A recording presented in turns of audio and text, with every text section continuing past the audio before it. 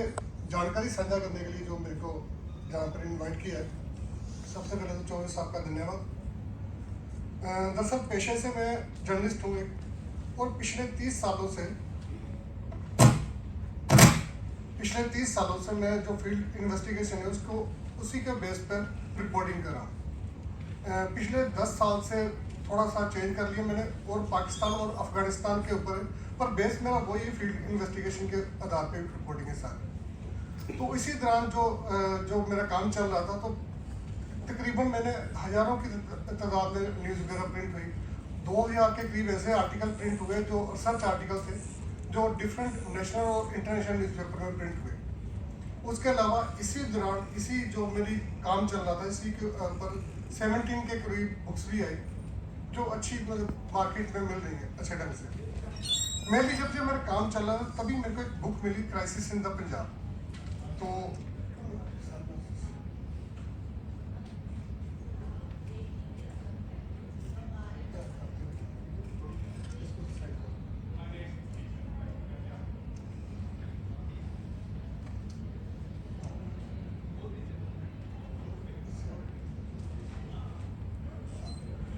ये crisis in the Punjab जो book है, इसमें 20 से 25 पेज पर एक अजनाला जो मैसेकर हुआ उसके बारे में डिटेल थी इसमें।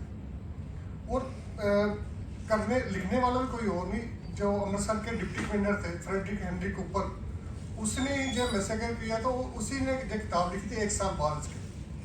तो जब मैंने एक्सीडेंटली मेरे को जब बुक मिली, इसको पढ़ना शुरू किया मैंने, तो ऐसी जानकारी थी जिसके ऊपर विश्वास नहीं किया जा सकता था। जैसे कूपर ने लिखा है कि स्टार्टिंग में हिस्ट्री थोड़ी सी है इसकी, कि जैसे 1857 में हिंदुस्तान की सभी छावनियों में विद्रोह हुआ। जो लाहौर है वहाँ की कंटोनमेंट, साई मियां मीर कंटोनमेंट भी पक्की बात थी कि जब सारे हिंदुस्तान में चल रहा था विद्रोह, तो वहाँ पर भी स्टार्ट हो गया। जब इसकी खबर मिली तो जो इंडियन सोल्जर थे उनसे उनके वेपन लेके उनको बैरकों में बंद कर दिया गया, जैसे कि हर छावनी में चल रहा था। जिस पर्टिकुलर मैं बटालियन की बात कर रहा हूँ, 26 बंगाल इन्फेंट्री रेजिमेंट है, इनसे भी वेपन ले लिए गए थे।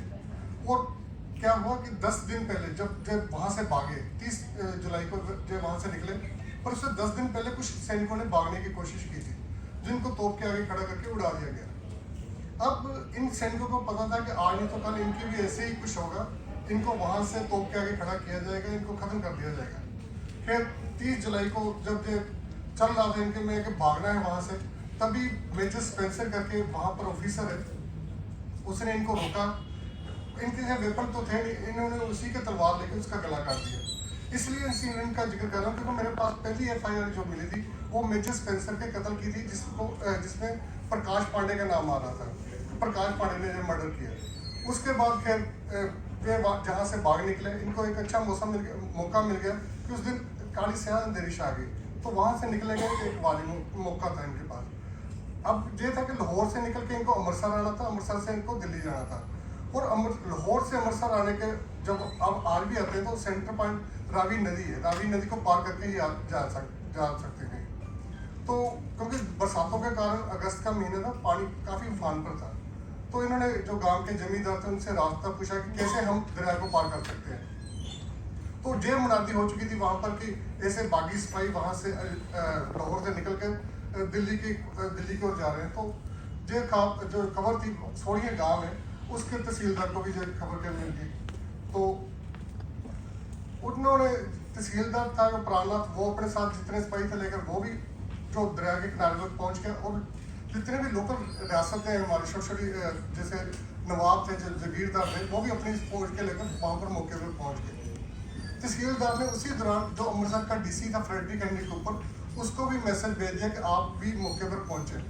तो 5 बजे तक वहां पर सभी लोग इकट्ठे हो चुके थे।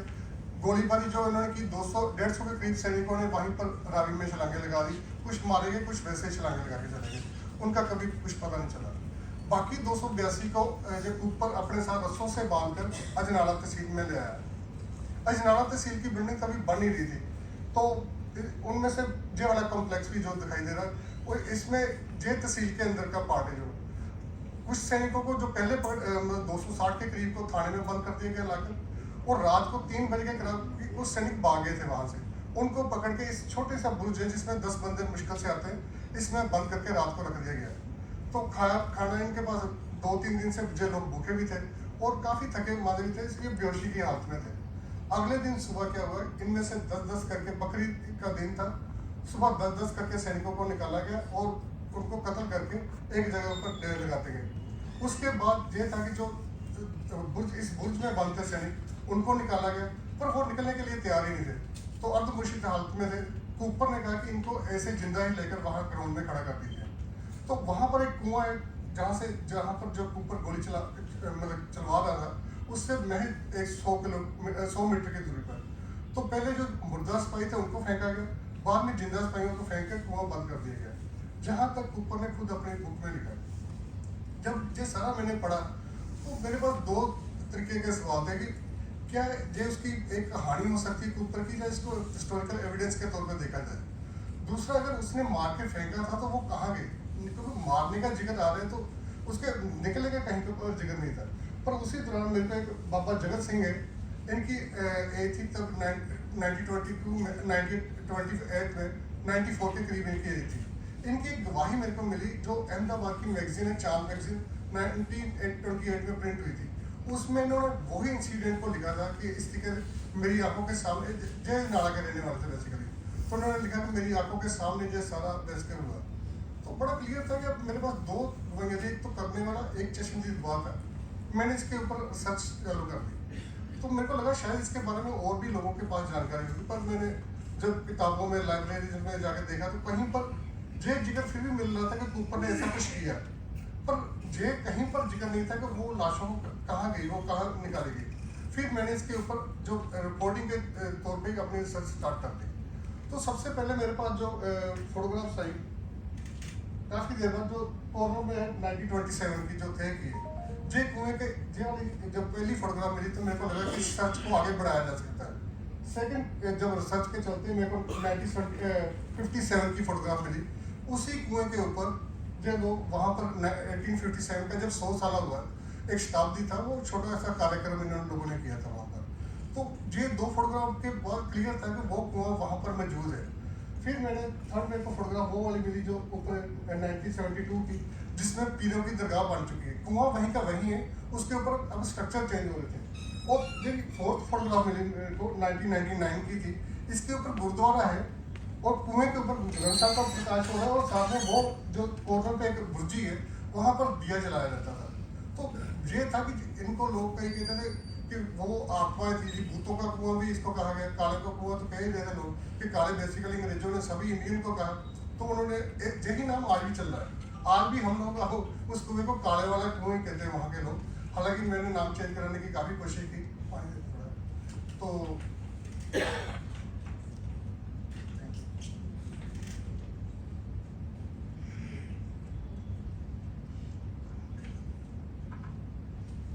अब मेरे पास ये 4 फोटोग्राफ थी, तो मैंने सर्च अच्छे ढंग से चल सकती थी, पर मेरे को लगा कि मेरे पास फोटोग्राफ तो चाले हैं। अब ये भी था कि वो सारा कुछ कूपर पर विश्वास करना बनता था मेरा, कि कूपर ने जो लिखा है ज़्यादा गलत नहीं लिखा, उसने बड़ा चढ़ा कर लिखा था, पर था काफ़ी कुछ सच था। तो इन 4 फोटोग्राफ को मिलने के बाद मैंने वहाँ पर काम शुरू कर दिया अपना। तो मैं लोगों के घर से पूछता था कि कहाँ पर आपके घर कितने ऊपर थे 100 साल पहले, जब 50 साल पहले कितना नीचे गए, इसकी कैलकुलेशन स्टार्ट कर दी मैंने, क्योंकि मेरा हिस्ट्री में कोई एक्सपीरियंस नहीं है। मैं फील्ड इन्वेस्टिगेशन करके वो जर्नलिज्म कर रहा था, मेरा हिस्ट्री में कोई लेना देना नहीं था। पर लोगों को, क्योंकि मैं आर्टिकल लिख रहा था मेरे नाम के साथ, हिस्टोरियन लेना चालू हो गया। हालांकि मेरा हिस्ट्री में इसकी इतनी कोई पढ़ाई नहीं थी, पर इसके ऊपर मेरा काम चलते चलते बुक्स वगैरह लिखने का एक बन गया था कि किस तरीके से काम करना है वहाँ पर। तो जब जो 4 फोटोग्राफ होगी तो मैंने देखा वो जो क्षेत्र है सारा, जहाँ पर जैसा हुआ वो वहाँ पर आर्मी की छावनी बन चुकी थी। तो जब करते करते मैं आर्टिकल लिखने शुरू कर दिए मैंने, क्योंकि मेरे को पता नहीं चल रहा था कि वो लोग कहाँ पर गए। तो मैंने एक सिंपल, एक जैसे जर्नलिस्ट करते हैं, तो मैंने आर्टिकल लिखे अखबारों में कि उन जो सैनिक हैं कुआं को खोज कर उस सैनिकों को बाहर निकाला जाए, ताकि उनकी अंतिम रस्में पूरी हो सकें। हर साल तकरीबन मैंने 2-3 साल लगातार, जब इनका 31 अगस्त होता है तो उस दिन मेरा आर्टिकल न्यूज़पेपर में प्रिंट होता था। इसके अलावा न्यूज़ वगैरह भी गायब आती रही। उसके बाद मतलब ये था कि लिखने के बाद मेरे को सितंबर 2012 में 30 सितंबर 2012 को संडे का दिन था, तो उस दिन गुरुद्वारा कमेटी से पहली बार मेरे को फ़ोन गया कि आप जिस गुरुद्वारे का जिक्र कर रहे हो वो हम ही उस कमेटी के प्रधान और जनरल सेक्रेटरी हैं, पर जो आप जिक्र कर रहे हो बार बार लाशों का, वो लाशें तो जहाँ पर थी नहीं कभी, आप आके मिलो एक बार हमसे। पहले मैं दूर से जाता था, कभी मुझे ये था कि नैन सिंह का वहाँ पर कब्जा था, तो मेरे को ये डर था कि दंगा फसाद होगा टक्शन में जाऊँगा। फिर मैं अपनी फैमिली को लेकर 30 सितंबर को जब गया तो 100% क्लियर था कि वो गुरुद्वारा वहीं था। अब उन्होंने वहाँ से जो क्वार्टर पे जो ममती बनी है दिया जलाने के लिए, वो हटा दी थी वहाँ से। तो उन्होंने फर्स्ट मीटिंग तो हमारी बड़ी क्लियर थी, उन्होंने कहा कि जहाँ पर कोई कुआं वगैरह